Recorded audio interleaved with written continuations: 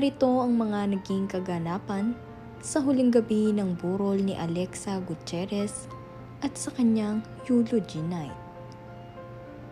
Bago ang lahat, huwag niyong kalimutang mag-subscribe at pindutin ang notification bell para maging updated sa ating mga susunod na videos.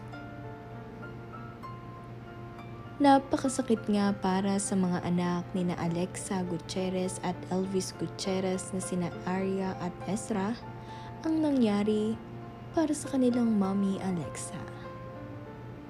Kung saan makikita nyo nga na grabe ang iyak ng dalawang bata, lalo na ang kanilang bunsong anak na si Ezra.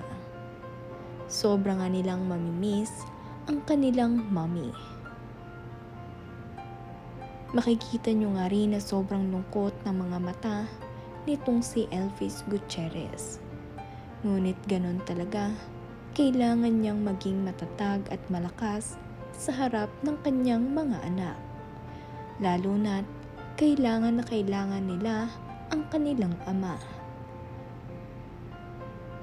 Ayon nga rin sa kapatid nitong si Alexa, ay halos 100 katao ang bumibisita sa puntod nito gabi-gabi.